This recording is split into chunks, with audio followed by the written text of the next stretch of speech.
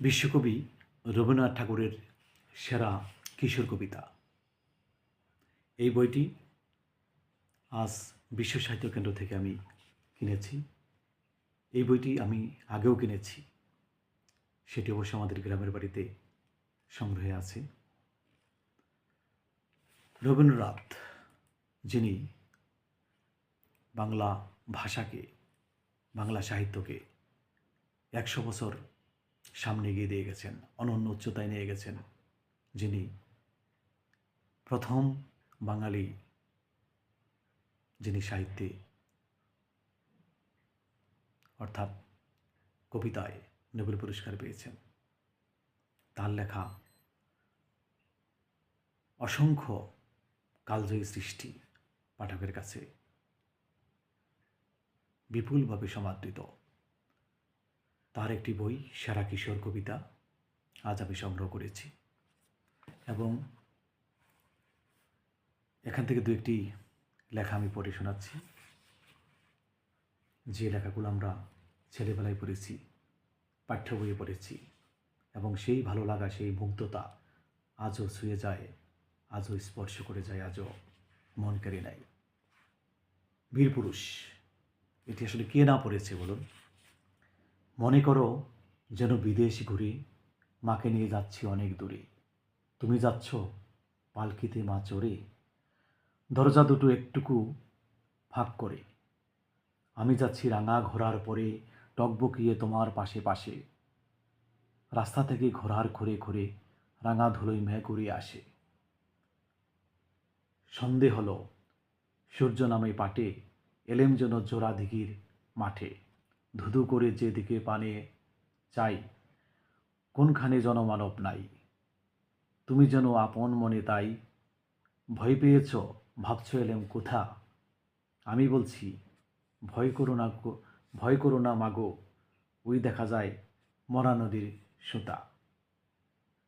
যাই হোক, বীরপুরুষ এই কবিতাটি রবীন্দ্রনাথ ঠাকুরের ছেলেবেলায় পড়েননি এমন কেউ নেই, আজও এটি পাঠ্য আছে।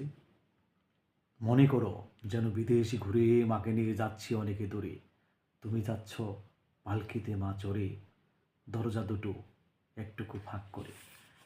বিপুল জনপ্রিয় একটি লেখা রবীন্দ্রনাথ ঠাকুরের। আমরা ছেলেবেলায় স্কুলে পড়েছি, আজও এটি পাঠ্য। আমার মেয়ে আজ এই বইটি দেখার পর বলেছে যে তাদেরও এটি পাঠ্য ছিল।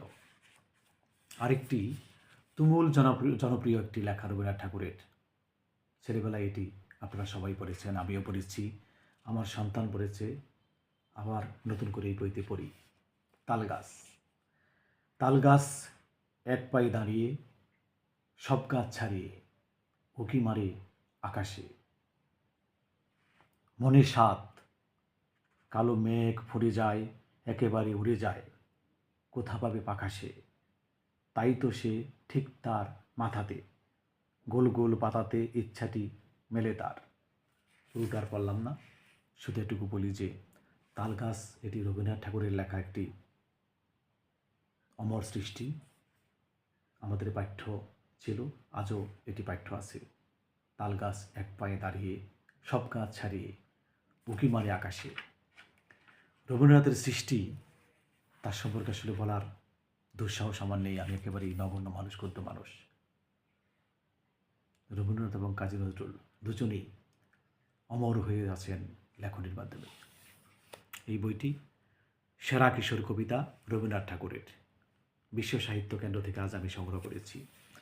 আরেকটি রবীন্দ্রনাথ ঠাকুরের এই লেখাটিও আপনারা পড়েছেন, পরিচিত লেখা, প্রবল জনপ্রিয় লেখা, আমি নিজেও পড়েছি পাঠ্য বইয়ে, এখনও নতুন জেনারেশন পড়ছে। একটু পড়ে শোনাই। ছোট নদী। আমাদের ছোট নদী চলে বাঁকে বাঁকে, বৈশাখ মাসে তার হাঁটু জল থাকে। আহ, কি অসাধারণ কথা!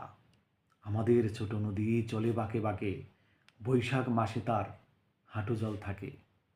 আমরা ছেলেবেলায় স্কুলে এই কবিতাটি পড়েছি, আজও নতুন প্রজন্মরা পড়ছে। কতটা জনপ্রিয় এই লেখাটি মানুষের মুখে মুখে। আমার দুটো লাইন পড়ি। রবীন্দ্রনাথ ঠাকুরের ছোট নদী। আমাদের ছোট নদী চলে বাঁকে বাঁকে, বৈশাখ মাসে তার হাঁটু জল থাকে। পার হয়ে যায় গরু, পার হয় গাড়ি, দুই ধার উঁচু তার, ঢালু তার পাড়ি। চিকচিক করে বালি, কোথা নাই কাদা, এক ধারে কাশবন ফুলে ফুলে সাদা। কিচিমিচি করে সাদা শালিকের ঝাঁক, রাতে ওঠে থেকে থেকে শেয়ালের হাঁক। ভীষণ ভালো লাগার একটি ছড়া বলি, কবিতা বলি। ছোট নদী, আমাদের ছোট নদী চলে বাঁকে বাঁকে, বৈশাখ মাসে তার হাঁটু জল থাকে। এই হচ্ছে রবীন্দ্রনাথ ঠাকুরের অমর সৃষ্টি। আরেকটি প্রবল জনপ্রিয়, তুমুল জনপ্রিয় আরেকটি লেখা রবীন্দ্রনাথ ঠাকুরের, ছেলেবেলায় স্কুলে কে না পড়েছে, আমিও পড়েছি, এখনকার জেনারেশনের যারা স্কুল পড়ে তারাও পড়ছে।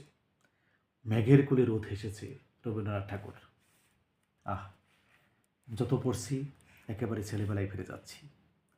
মেঘের কোলে রোদ হেসেছে, বাদল গেছে টুটি, আজ আমাদের ছুটি ও ভাই, আজ আমাদের ছুটি। কি করি আজ ভেবে না পাই, পথ হারিয়ে কোন বনে যাই, কোন মাঠে যে ছুটে বেড়াই সকল ছেলে জুটি। আহা হা হা, আজ আমাদের ছুটি ও ভাই, আজ আমাদের ছুটি। সবাইকে শুভেচ্ছা, শুভরাত্রি, ভালোবাসা।